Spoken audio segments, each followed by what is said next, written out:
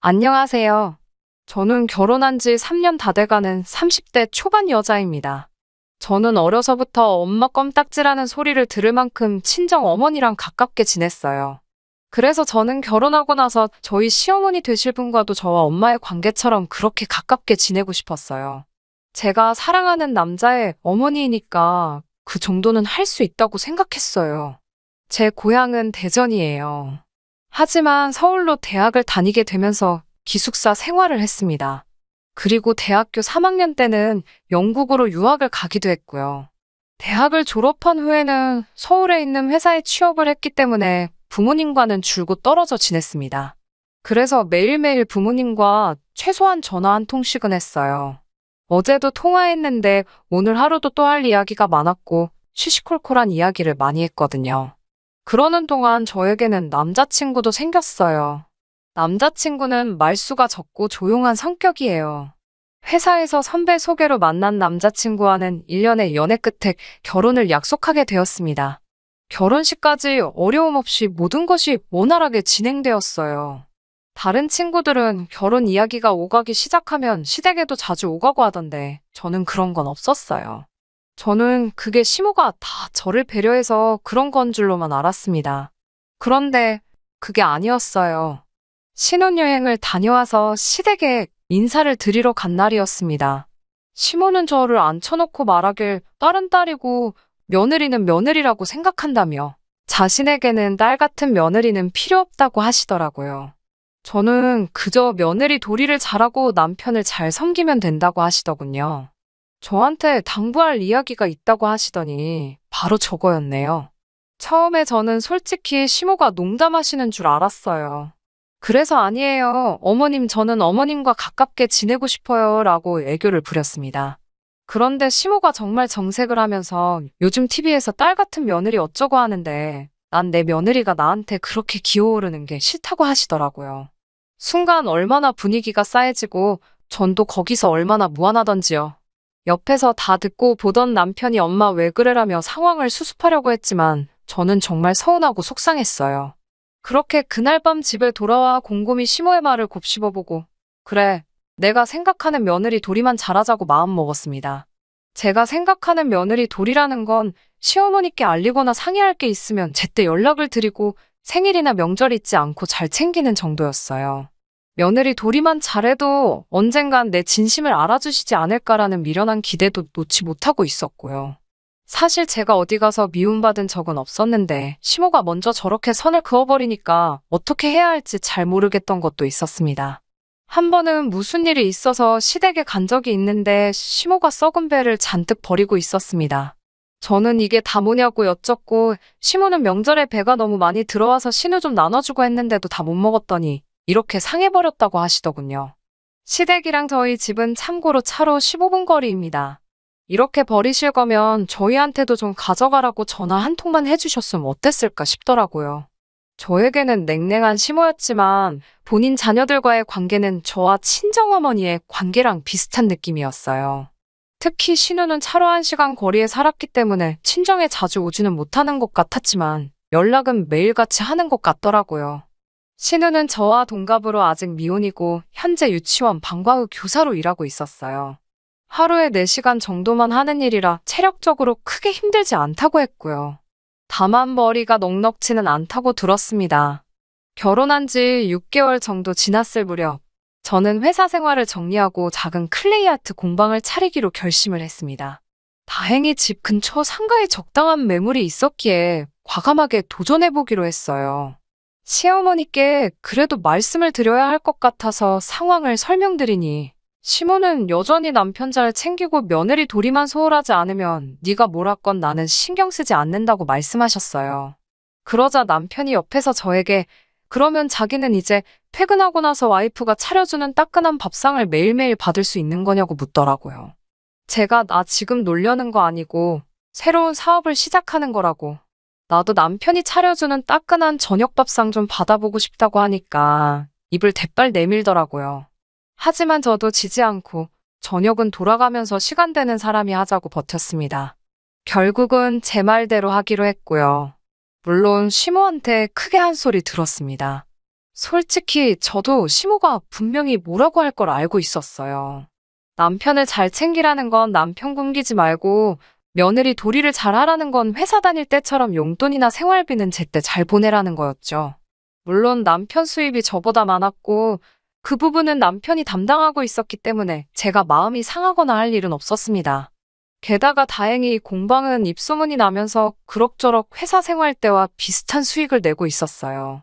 저도 절대로 가벼운 마음으로 시작한 일이 아니었기 때문에 감사하며 더 열심히 운영했습니다. 그러다 얼마 전 시모가 계단에서 넘어졌습니다. 시장에 가려고 아파트에서 나오는데 엘리베이터가 고장이라 계단으로 가신 게 화근이었지요. 반질반질하게 물 청소된 계단을 미끄러지면서 무릎을 다치셨다고 하더라고요. 수술도 해야 하고 입원도 해야 한다고 들었습니다. 최소 2달은 넘게 병원 신세를 지어야 한다고요. 사실 시부는 남편이 어렸을 때 돌아가셨고 그 이후로 시모가 남편과 신우를 키웠어요. 그렇다 보니 시모에 대한 남편의 사랑은 굉장히 극진합니다. 그래서 저도 남편하고 신우한테 고생이 많겠다고 했어요. 당연히 그 둘이 할 거라 생각했습니다. 그런데 막상 병원 생활이 시작되니 시모가 저에게 병수발을 들라고 하네요. 그동안 딸 같은 며느리는 필요 없다고 그렇게 몇 번이고 칼같이 선을 그으시던 분이 저에게 툭하면 전화를 해서는 왜 안 오냐고 물으세요. 그리고 덧붙이는 말씀이 신우는 너무 멀리 살고 네 남편은 회사 생활을 하니 제일 움직이기 편한 네가 오는 게 좋지 않겠냐는 거예요. 저 역시 하는 일이 있으니까 안 된다 하고 간병인을 쓰자고 했어요. 그러자 남편이 자기 엄마를 남한테 맡길 수는 없다면서 저더러 공방은 잠깐 문 닫고 시모 간병을 해달라고 보채더라고요. 그래서 제가 남편에게 제가 벌어 생활비랑 다 책임질 테니 당신이 쉬면서 시모 병간호 해드리라고 했습니다. 솔직히 저는 남편이 그러면 저한테 정말 고마워할 줄 알았어요. 그런데 남편은 오히려 저에게 섭섭하다면서 투덜거리더니 병수발 같은 건 며느리가 하는 거랍니다. 시모도 같은 여자가 도와주면 편할 것 같아서 그러는 거라고요. 제가 남편에게 그랬어요. 솔직히 저 혼자 처음부터 착각해놓고 서운해하는 걸 수도 있지만 단 한 번도 시모한테 정을 느껴본 적이 없어요. 정말 말 그대로 남보다 못한 사이이죠. 그런데 이제 와서 저더러 간병을 하라니 너무 염치 없는 거 아닌가 당황스럽더라고요. 남편, 신우 그리고 시모 너나 할 것 없이 간병인도 싫다. 휴직도 못한다. 손사래를 치더라고요. 저더러 너는 따로 휴가 눈치 볼 필요도 없고 혼자 일하니까 퇴근 시간 조절도 할 수 있지 않냐면서 왜 이렇게 매정하냐고 묻더라고요. 저더러 이기적이고 정 없는 사람이라고 저 같은 여자랑 못 살겠다 하더라고요. 그런 남편을 보면서 저도 제가 왜 이렇게 글러먹은 사람하고 결혼한 건지 이해가 안 되더라고요. 그래서 이혼하자고 했어요. 처음으로 공방문을 2시간 일찍 닫고 집에 와 남편 짐 싸서 문 앞에 던져놓고 현관문 비밀번호를 바꿨습니다. 결혼할 때 집은 제가 살던 전세집에 남편은 냉장고랑 텔레비전만 들고 왔어요. 그런데 막상 이혼하자고 제가 나서자 남편이 이런 이유로는 이혼을 못 해준다고 난리를 쳤어요. 병간호에 대해 남편이 말하길 시모가 옆병상 며느리가 시모한테 헌신하는 모습을 보니 요즘 저런 며느리가 어디 있나 싶어서 부러워하셨더래요. 그러면서 정말 저한테 공방문을 닫게 하고 병원에만 있게 하려는 생각은 없었다고요.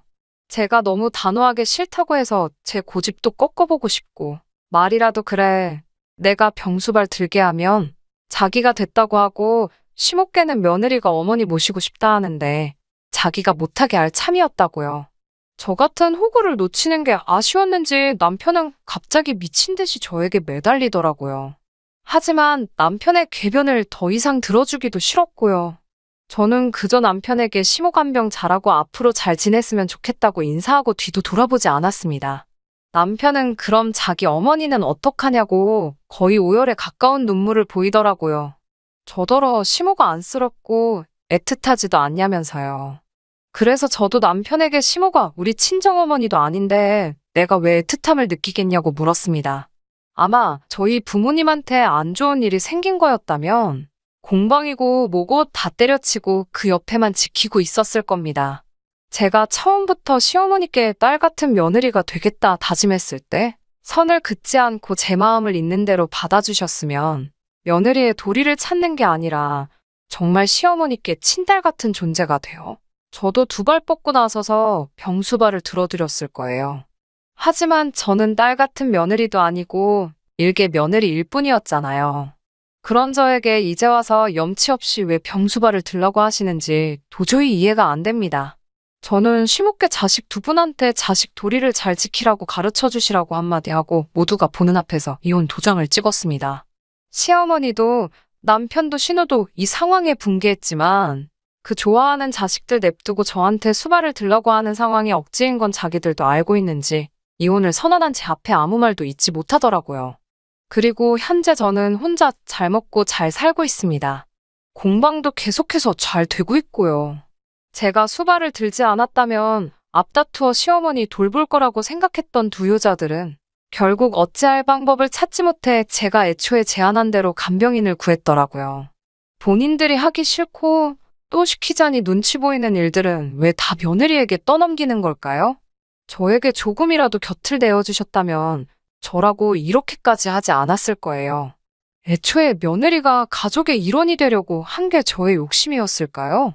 그 집구석을 탈출하게 된 건 축하받을 일이지만 아직도 가슴속 한켠에는 제가 앞으로 다른 사람을 만나게 된다고 한들 정말 제가 그들에게 외부인이 아닌 한 사람의 가족 구성원이 될 수 있을런지 참 많은 생각이 오고 가네요.